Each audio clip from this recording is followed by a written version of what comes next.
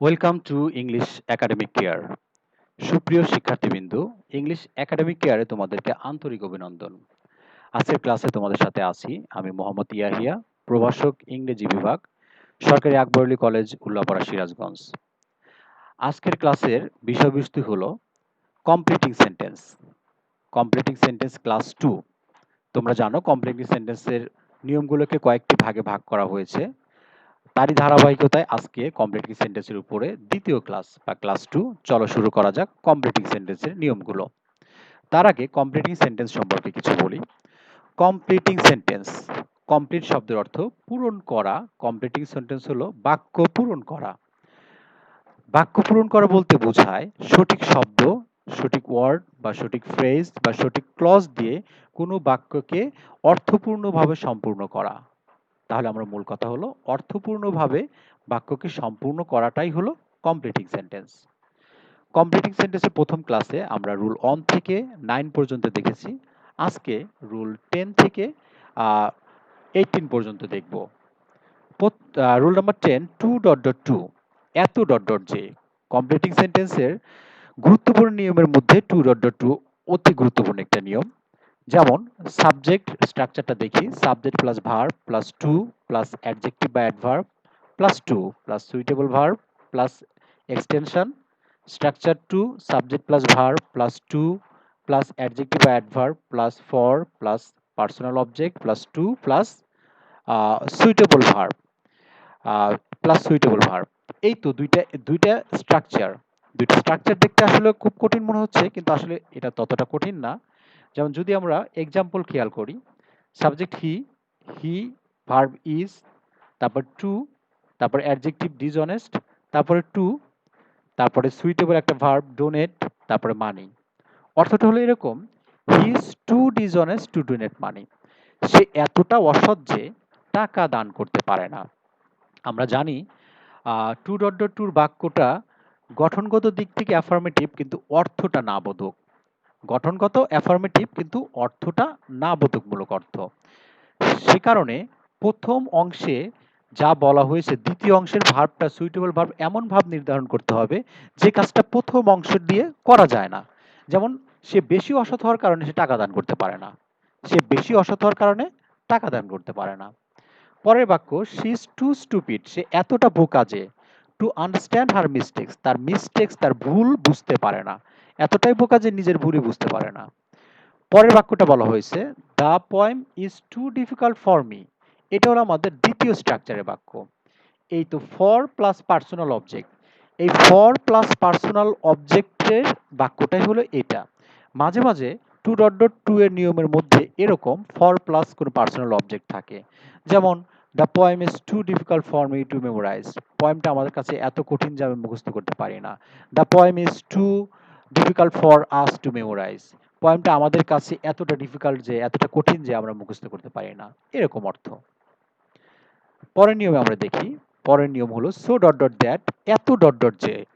So dot dot that 2.2 এর মতোই একই রকম নিয়ম।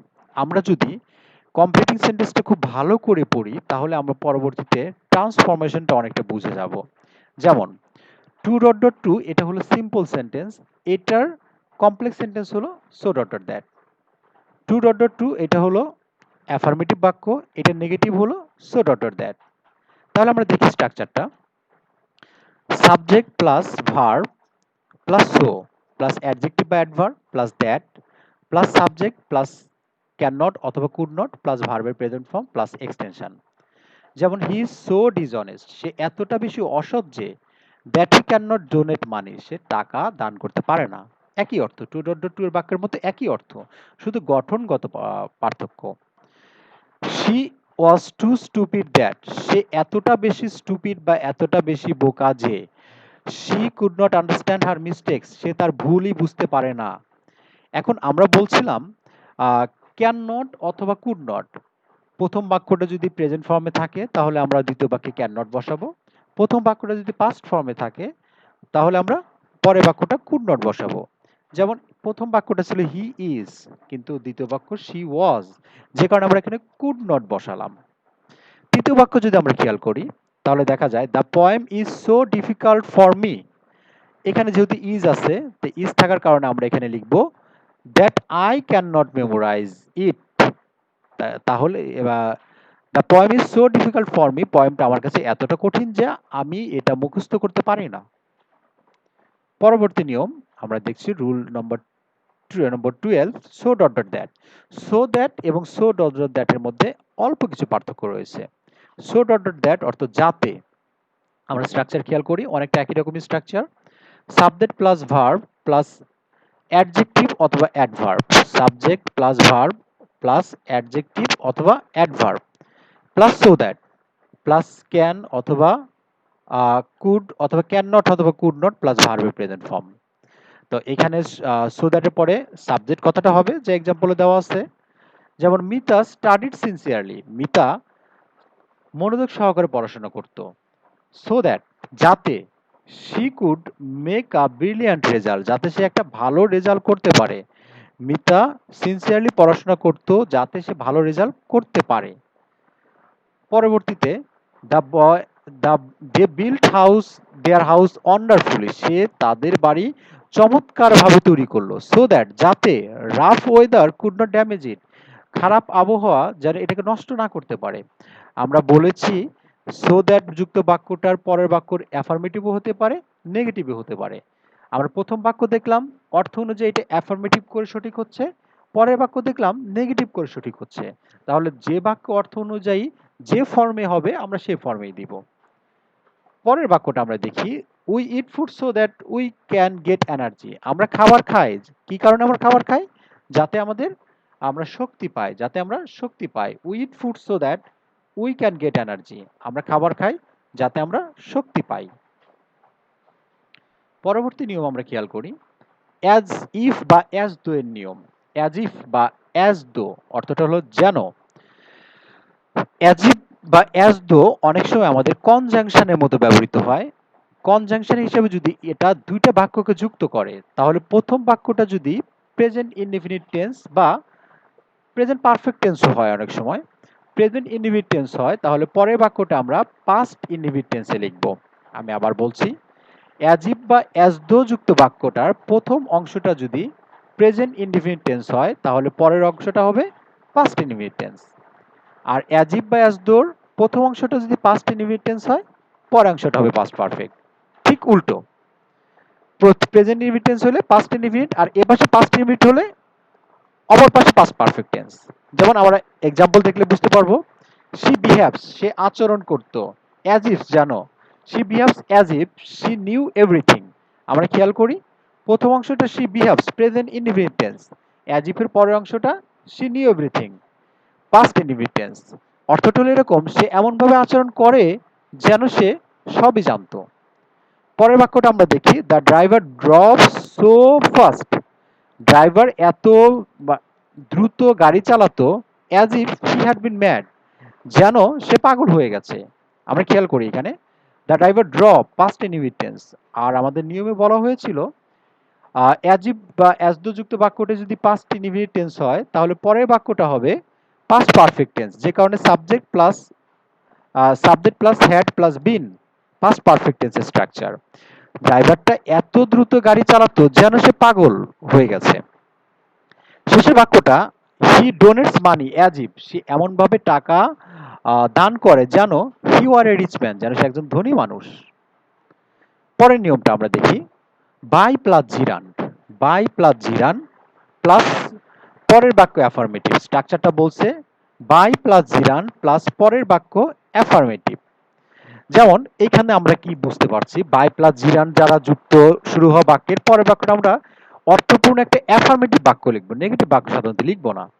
যেমন বলা হয়েছে বাই টেকিং রেগুলার এক্সারসাইজ, নিয়মিত ব্যায়ামের মাধ্যমে, ইউ মে বি ফিট, তুমি কি হতে পারো, ফিট সবল হতে পারো। আবার বলা হয়েছে বাই ইটিং ব্যালেন্স ডায়েট, সুষম খাবার খাওয়ার ফলে, বাই ইটিং ব্যালেন্স ডায়েট সুষম খাবার খাওয়ার ফলে উই ক্যান বি হেলদি, আমরা স্বাস্থ্যবান হতে পারি। আবার বলা হয়েছে বাই রিডিং মোর, বেশি পড়াশোনা করার মাধ্যমে you can pass in the exam, তুমি পরীক্ষায় পাস করতে পারো। তাহলে আমরা দেখতে পাচ্ছি বাই প্লাস জিরান যুক্ত বাক্যটির পরে বাক্যটি সুইটেবল একটা অ্যাফার্মেটিভ বাক্য দিলেই ভালো হচ্ছে। পরের নিয়মটা বাই প্লাস জিরান্ডের সাথে 90% মিল রয়েছে। যেমন আমরা দেখতে পারি বাই প্লাস জিরান্ডের কাছে আমরা শুধু উইদাউট প্লাস জিরান্ড দেখব। Without plus gerund, without plus জিরান্ডের পরের বাক্যটা হবে নেগেটিভ। বাই প্লাস জিরান্ডের পরের বাক্যটা হবে অ্যাফার্মেটিভ। উইদাউট প্লাস জিরান্ডের পরের বাক্যটা হবে নেগেটিভ। কথাটা এরকম অনেকটা, উইদাউট টেকিং রেগুলার এক্সারসাইজ, নিয়মিত ব্যায়ামের অভাবে you may not be fit, তুমি হয়তোবা সবল থাকবে না। উইদাউট ইটিং ব্যালেন্স ডায়েট, সুষম খাবারের অভাবে, উইদাউট ইটিং ব্যালেন্স ডায়েট, সুষম খাবারের অভাবে we can not be healthy, আমরা স্বাস্থ্যবান হতে পারবো না। উইদাউট রিডিং মোর, বেশি না পড়ার কারণে you can not pass in the examination, বা you can not pass in the exam, তুমি পরীক্ষায় পাস করতে পারবে না। তাহলে উইদাউট প্লাস জিরান্ডের পরে সাধারণত একটা নেগেটিভ, কারণ উইদাউট উইদাউট অর্থটাই হলো একটা নেগেটিভ। তাহলে এর পরের বাক্যটা যদি নেগেটিভ হয় তাহলে দুইটা বাক্যের মধ্যে সঙ্গতি থাকলো। আমরা পরবর্তীতে দেখি, পরবর্তী রুলসে দো অলদো, দো অলদো যুক্ত বাক্য, বাক্যটি আরেকটি ইম্পর্টেন্ট একটা নিয়ম। যদিও প্রায় বোর্ড এক্সামিনেশন গুলোতে দো অলদো দিয়ে বাক্য আসে। দো অলদো অর্থ হলো যদিও। দো অলদো যুক্ত বাক্যের প্রথম ক্লজ এবং দ্বিতীয় ক্লজ নিয়ে এখানে কথা বলা হয়েছে। দো অলদো যুক্ত বাক্যের ফার্স্ট ক্লজ প্লাস স্ট্রাকচারে বলা হয়েছে প্লাস সেকেন্ড ক্লজটি প্রথম ক্লজের অপোজিট হবে। তার মানে ফার্স্ট ক্লজে যে অর্থটা বুঝাবে সেকেন্ড ক্লজে তার অপোজিট অর্থ বুঝাবে। যেমন দো হি ইজ উইক, যদিও সে দুর্বল। এখন আমরা খেয়াল করি উদাহরণে, দো হি ইজ উইক, যদিও সে দুর্বল। যদি যদি সে দুর্বল হয় সে সাধারণত কি করবে, সে কাজ করতে পারবে না। কিন্তু যখন বললাম দো হি ইজ উইক, যদিও সে দুর্বল, হি ওয়ার্কস হার্ড, সে কঠোর পরিশ্রম করে। যদিও সে দুর্বল সে কঠোর পরিশ্রম করে। তার পরবর্তীতে আমরা দেখছি দো হি হ্যাড মাচ ওয়েলথ, যদিও তার অনেক সম্পদ রয়েছে, he made no use of it, সে এটা কোনো ব্যবহার করে না, সে তার সম্পদের কোনো ব্যবহার করেনি। তার মানে আমরা দেখতে পাচ্ছি তার সম্পদ থাকার কারণে সে তার সম্পদের ব্যবহার করা উচিত ছিল কিন্তু উচিত করেনি, তার মানে অপোজিট অর্থ হচ্ছে। তাহলে অর্থটি কি, অপোজিট হবে। ফার্স্ট ক্লজের চেয়ে সেকেন্ড ক্লজের অর্থটি অপোজিট হবে। তাহলে আমরা পরবর্তীটা দেখি, পরবর্তী নিয়মটা বলা হয়েছে ইনস্পাইট অফ বা ডেসপাইট, ইনস্পাইট অফ বা ডেসপাইট।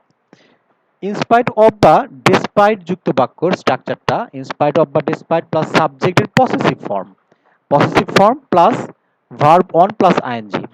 ইনস্পাইট অফ বা ডেসপাইট প্লাস সাবজেক্ট এর possessive form plus verb on plus I N G plus adjective plus dot dot মানে এক্সটেনশন প্লাস সেকেন্ড ক্লজটি প্রথম ক্লজের অপোজিট হবে, মানে অপোজিট মিনিং হবে। যেমন দো অলদোর পর এবং ইনস্পাইট অফ ডিসপাইট, এটাও আমরা জানি ট্রান্সফরমেশন একটা গুরুত্বপূর্ণ নিয়ম, একটা থেকে আরেকটা চেঞ্জের নিয়ম। তো আমরা এ বিষয়ে পরে কথা বলবো। In spite of his being weak, আমরা এক্সাম্পল খেয়াল করি, in spite of his being weak, তার উইক হওয়ার কারণে, দুর্বল হওয়ার কারণে, sorry, in spite of his being weak, তার দুর্বল হওয়া সত্ত্বেও, সত্ত্বেও হি ওয়ার্কস হার্ড, সে কঠোর পরিশ্রম করতে পারে, সে কঠোর পরিশ্রম করে। তাহলে in spite of his being weak, তার দুর্বল হওয়া সত্ত্বেও হি ওয়ার্কস হার্ড, সে পরিশ্রম করতে পারে। তাহলে দুর্বল হলে সাধারণত পরিশ্রম করতে পারবে না, কিন্তু দুর্বল হওয়া সত্ত্বেও পরিশ্রম করতে পারে। তার পরিবর্তে এখানে দেওয়া আছে ইনস্পাইট, পরেরটা in spite of his having much wealth, তার যথেষ্ট সম্পদ থাকা সত্ত্বেও he made no use of it, সে ইহার কোনো ব্যবহার করে না, সে তার সম্পদের কোনো ব্যবহার করে না। তাহলে আমরা দেখতে পাচ্ছি ইনস্পাইট অফ বা ডিসপাইট এর পরের ক্লজটি সাধারণত এই ক্লজের চেয়ে অপোজিট মিনিং এর হবে। Rule number 18, since as when, যখন যেহেতু অর্থে বসবে তখন দ্বিতীয় ক্লজটি হবে প্রথম ক্লজের ফলাফল সম্পর্কিত। সিন্স অ্যাজ ওয়েন যখন যেহেতু অর্থে বসবে তখন দ্বিতীয় ক্লজটি প্রথম ক্লজের ফলাফল সম্পর্কিত বাক্য হবে। যেমন আমরা এখানে দেখতে পাচ্ছি example, as they played well, তারা ভালো খেলার কারণে, তারা ভালো খেলার কারণে, তারা ভালো খেলার কারণে they could win the match, তারা ম্যাচে জয়লাভ করেছিল, করতে পেরেছিল। অ্যাজ দে প্লেড ওয়েল, যেহেতু তারা ভালো খেলেছিল তারা খেলায় জয়লাভ করতে পেরেছিল। তারপরের sentence, since the weather is bad, যেহেতু পরিবেশ খারাপ, we can not go out, আমরা বাইরে যেতে পারবো না। যেহেতু পরিবেশ খারাপ, আমরা বাইরে যেতে পারবো না।